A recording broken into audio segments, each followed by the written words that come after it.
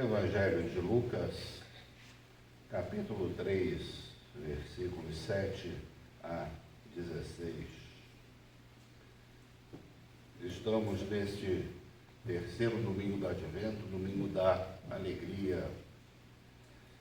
Mas a palavra de João é uma palavra, sim, de alegria, uma palavra de boa notícia, uma palavra que até no final da nossa leitura nós vemos, que assim como muitas outras exortações, João anunciava o Evangelho ao povo. Essa mensagem de João é definida como Evangelho, como boa notícia. E isso é motivo para nós sempre de grande alegria. Mas João começa de uma forma que nos assusta, que de alguma forma nos choca, porque ele, quando começou a batizar nas margens do Rio Jordão, ele começou a ser procurado por pessoas que queriam uma mudança de vida, que queriam uma nova relação com Deus. Muitas dessas pessoas estavam impedidas, alijadas, interditadas de frequentar os ambientes da religião oficial de Israel, porque muitas vezes eram consideradas ou estrangeiras, ou pessoas de baixa condição social, ou pessoas de conduta moral questionável, etc. Só havia lugar na religião de Israel para pessoas de um determinado nível social, de um determinado nível intelectual, que as permitisse ler, por exemplo, as escrituras na língua hebraica, que já não era mais falada naquele tempo. Seria mais ou menos hoje como se exigisse alguém que lesse textos em latim. O latim até que tem alguma semelhança com o português, O português é a última flor do Lácio, uma das línguas mais recentes surgidas a partir do latim, mas é outra língua, não dá simplesmente para você ler um texto em latim e entender tudo o que ele está dizendo, se você não tiver um estudo especializado. A mesma coisa acontecia. O povo falava aramaico. E o hebraico não era mais a língua do dia a dia, e, no entanto, se exigia que as pessoas compreendessem o texto do Antigo Testamento na sua língua original, não é? Então, eram exigências que formavam uma barreira entre as pessoas de classe mais baixa economicamente, socialmente, e o acesso àquilo que era considerado a verdade religiosa de Israel. Então, quando João Batista chega no deserto, nas margens do Rio Jordão, e convida as pessoas a retomar sua vida com Deus a partir de uma purificação representada pela água, pelo batismo, qualquer pessoa, ele é procurado e formam-se filas, imagino ali, na beira do rio, de pessoas que queriam ter acesso diretamente ao Deus libertador, ao Deus de Israel, e não aquele Deus encapsulado dentro de uma determinada estrutura religiosa. Mas, como tudo que faz sucesso, o que aconteceu? Aqueles que representavam a religião oficial começaram a aparecer. Fariseus, saduceus, escribas, não é? Pessoas de uma certa classe, bem vestidas, não é? Começaram a aparecer ali na fila do batismo de João, e João olhou para aquelas pessoas e falou diretamente a elas o seguinte: raça de víboras, quem deu a entender que vocês podem fugir da ira vindoura? Olha que palavra pesada, não é? Nós podemos até relativizar um pouco esse termo, raça de víboras, e aí eu me lembro de um grande atleta brasileiro já falecido, que foi o nosso primeiro lutador de boxe a ter projeção internacional. Foi Éder Joffre. Né? Éder Joffre, na década de 60, 70, fez muito sucesso, foi um ídolo nacional, porque naqueles tempos ainda de TV preto e branco, era quem a gente assistia, eu, claro, né, falando da minha faixa etária, né, a gente assistia às lutas de Éder Joffre, torcia para ele como um representante do Brasil. E uma vez ele deu uma entrevista falando das suas origens humildes lá na periferia de São Paulo. E que quando ele era garoto, a diversão da meninada lá era o seguinte: tinha um lugar lá no bairro onde era tipo um lixão. Infelizmente isso tem até hoje, só que hoje tem caçamba, né?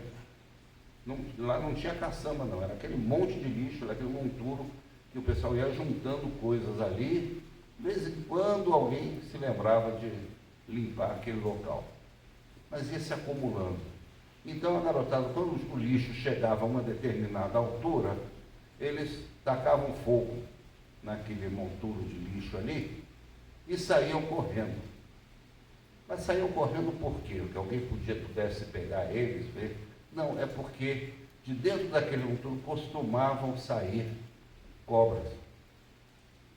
Então era um divertimento lá. Então tocava fogo, então esperava as cobrinhas saírem fugindo daquele monte de lixo. Então, a imagem que João Batista usa aqui é um pouco essa. Né? É como se você tivesse ali uma moita, alguma coisa ali acumulada e cobras ali dentro, sobrevivendo dentro daquele ambiente, e quando você tacava fogo, então, aquelas cobras, e eles chamam aqui de víboras, cobras muito venenosas, elas, para se garantirem a sua vida, acabavam então fugindo de um lado para o outro. A palavra de João Batista era a palavra de um profeta. E o profeta anunciava juízo, anunciava ação de Deus, anunciava intervenção de Deus na história. Então aqueles que estavam acomodados dentro da sua religiosidade, eventualmente começaram a ficar mais atentos, mais alertas, e foram também ali para a beira do Rio Jordão, se garantir de alguma forma por meio do batismo de João. Mas eles não tinham maiores interesses não, o que eles queriam era a cerimônia, eles queriam o rito. Aliás, isso acontece até hoje, né? Tem pessoas que dizem, não, eu quero ir a Israel para ser batizado no Rio Jordão. E turismo, tem agência de turismo para fazer esse tipo de passeio. Celebridades, né, lideranças políticas já fizeram isso. Como se o batismo no Rio Jordão valesse mais do que o batismo que eu faço aqui, o que o nosso irmão Luiz Sabanás já fez aqui na nossa igreja, né, daquela menininha lá, não é? Como se lá no Rio Jordão valesse mais do que o batismo que é feito em nome do Pai, do Filho e do Espírito Santo, que fazemos dentro das nossas igrejas. Isso não tem absolutamente nenhuma relevância. Mas, para a mídia, para as redes sociais, claro, né? Foi lá no Rio Jordão e tal, está lá, cercado de 20 pastores, tal, todo mundo para batizar, né? Esse aí, esse batismo é forte, né? Era isso que eles queriam.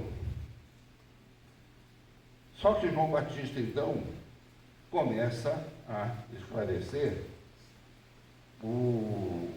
a partir das perguntas que as pessoas faziam para ele.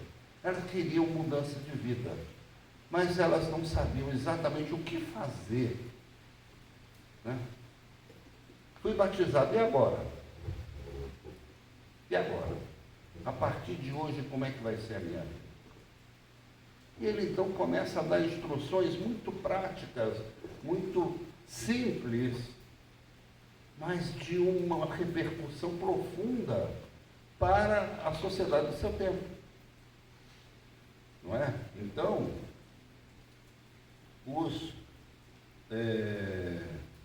as pessoas, né, chegavam lá com uma certa condição e tudo. Ele diz o seguinte: quem tiver 2 túnicas, reparta com quem não tem. E quem tiver comida, faça o mesmo. Não é? Quem tinha 2 túnicas, 3, quem tinha um guarda-roupa de túnicas eram pessoas que tinham uma certa condição. Não tinha loja, não tinha brechó para você comprar túnicas, né? Não tinha liquidação de shopping, não tinha nada disso. Não é? As roupas eram mandadas fazer manualmente, artesanalmente, e elas tinham um custo. Então, quem tinha 2 túnicas é porque tinha condição para isso.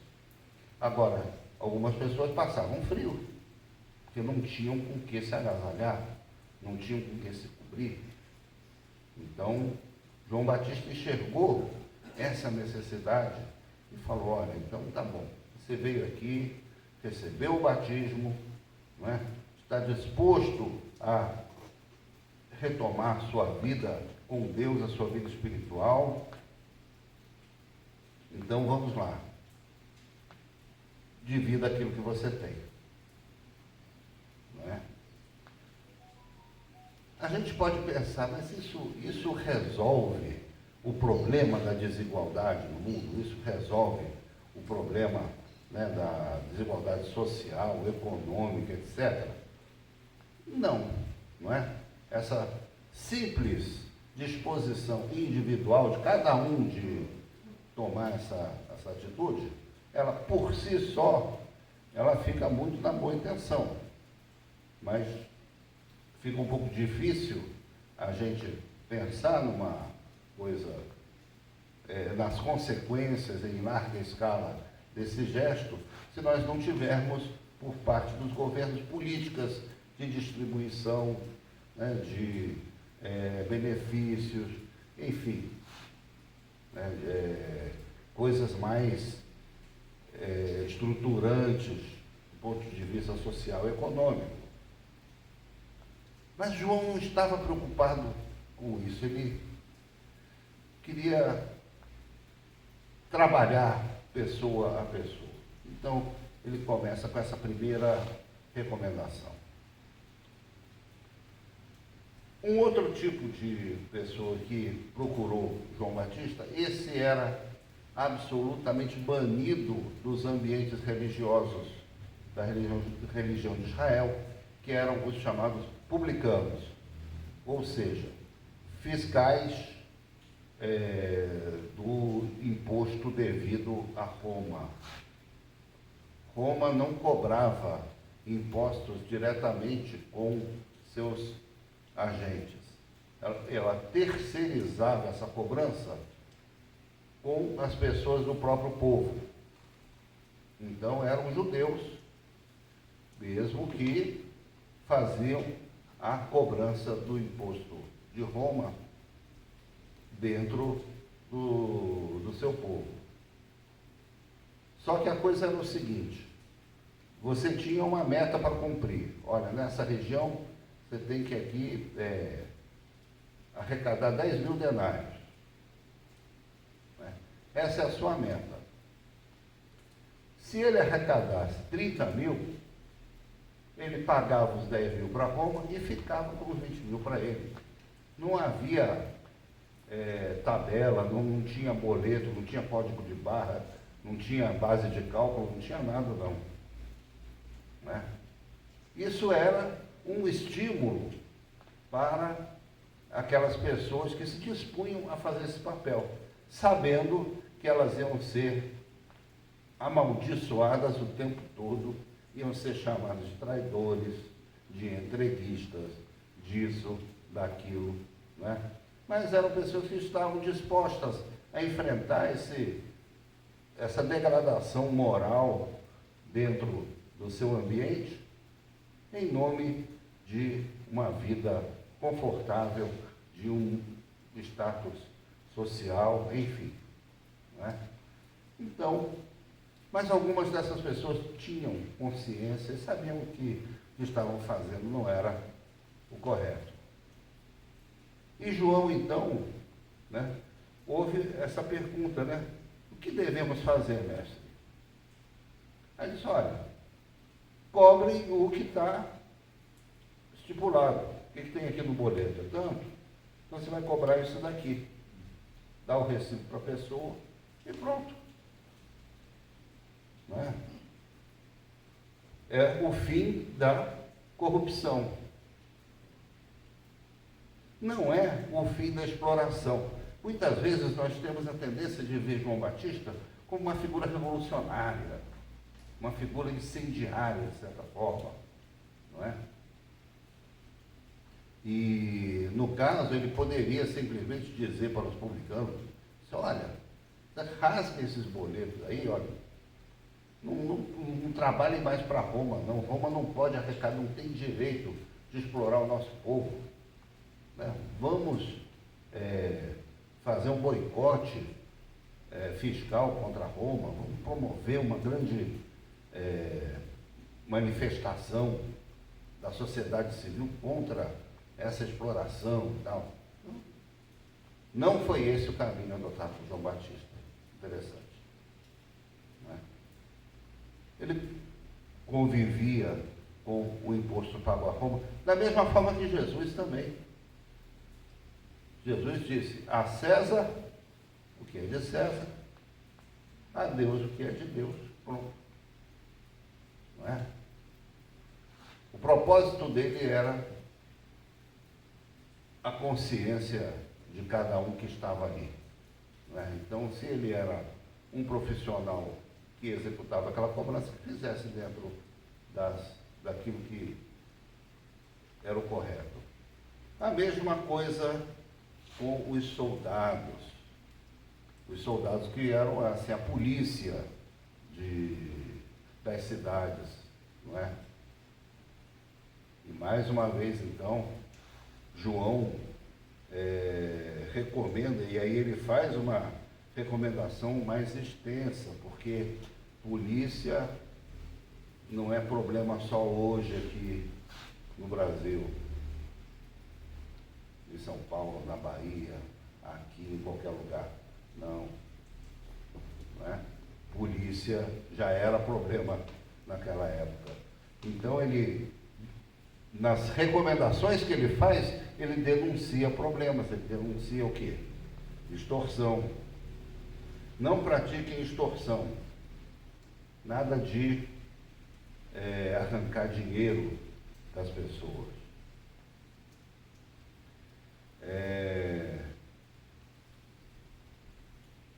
Não façam denúncias falsas. Na hora de lavrar o boletim de ocorrência, escreve o que realmente aconteceu, não inventa história não, né? Dizendo lá, não houve resistência, teve tiroteio, teve isso, teve aquilo. Não é? Não façam denúncias falsas. Se João Batista está recomendando isso, é porque isso acontecia. E acontece até hoje. Até hoje. Não é? E contentem-se com o salário que vocês recebem. Uma outra recomendação. Então, João Batista não era contra a existência de profissionais de segurança, não queria acabar com a polícia, né? ele compreendia o papel que eles exerciam na sociedade, só que ele chamava que essa prática fosse realizada de forma correta. Isso também tinha um reflexo na vida comum das pessoas, porque no momento que as pessoas não precisassem pagar mais o imposto para Roma, para sustentar, né, a corrupção dos publicanos, no momento que as pessoas passassem a ser respeitadas por aqueles que tinham a missão de zelar pela sua segurança, não é? No momento em que as pessoas que tinham necessidade passassem a receber daqueles que tinham a mais aquilo que eles podiam dispor para ajudá-las a ter uma vida um pouquinho mais confortável, imaginem o impacto disso na sociedade que João vivia. Não é? Seria uma quebra daquela cultura de exploração, de corrupção, enfim, tudo aquilo que eles estavam acostumados, né? E que achavam que não tinha jeito. Não, isso aí não tem jeito, não. João Batista acreditava nisso. E a sua pregação, então, era bem prática, bem voltada assim, para aspectos da atitude das pessoas.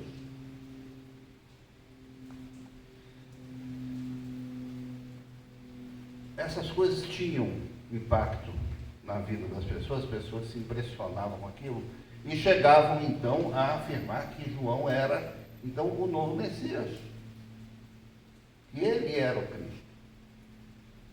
Tamanho o alcance, tamanho a profundidade daquilo que ele desafiava as pessoas a fazer. Mas mesmo diante dos boatos que circulavam e tudo, então ele dizia, não sou eu. Virá alguém aqui que é muito maior do que eu não mereço nem amarrar a sandália desse que vem depois de mim. Ele vai batizar vocês com o Espírito Santo e com o fogo. O batismo com água servia para as pessoas terem uma atitude melhor na vida. Mas o batismo do Espírito Santo transforma a visão de mundo das pessoas, transforma a sua atitude em relação à vida, transforma a sua atitude em relação à sociedade. É algo muito mais profundo. E é isso que nós pregamos no Evangelho de Jesus Cristo. A época de Natal, ela é muito própria para a gente fazer esse tipo de reflexão, esse tipo de pregação, porque é uma época em que as pessoas procuram melhorar um pouquinho a sua atitude em relação, né, às pessoas. Né? A gente ouve muito falar do espírito de Natal. Né? As pessoas recebem 13º, então passa lá na portaria, tal, tem lá uma caixinha dos empregados lá, dos funcionários, tal, deixa lá uma oferta, não é? Melhora um pouquinho a situação de outras pessoas, participa de uma iniciativa contra a fome em alguma comunidade, oferece uma ceia de Natal para as pessoas de rua, enfim, o clima do Natal ele é muito nessa direção. Né? Trata melhor os animais, né? Não fica com raiva dos bichinhos que aparecem, né? Então, esse é o verdadeiro espírito de Natal, né? Que a gente, pelo menos que a gente espera que as pessoas mantenham, não é? Mas o chamado de Jesus, assim como o chamado de João Batista, não é só para a época de Natal. A proposta de Jesus é para o ano inteiro. A proposta de Jesus é para a nossa vida, é para o nosso dia a dia. É esse o convite que Jesus nos faz. Podemos começar com coisas pequenas, não devemos desprezar os pequenos começos, não é? Mas podemos ir mais longe, podemos alcançar coisas grandes, porque por meio de Cristo Jesus isso se torna possível, porque Ele nos traz um outro batismo, Ele nos traz um batismo que, além do batismo de João, Ele transforma a nossa vida, transforma o nosso ser. Então, vamos começar por esse Natal, vamos começar pela nossa forma de tratar o outro, nossa forma de lidar com os nossos acúmulos, as coisas que a gente tem sobrando. Vamos começar mudando de atitude, não é? Não dando lugar a nenhum tipo de exploração, de corrupção, nada disso, não sendo conivente com esse tipo de coisas, mas sabendo que a nossa meta é o reino de Deus. E é isso que nós queremos anunciar neste Natal. Jesus veio, esteve conosco, mas Ele voltará e voltará à frente da implantação definitiva do seu reino. Amém? É o que eu gostaria de compartilhar com vocês neste terceiro domingo do Advento, neste domingo que antecede também a chegada do Natal.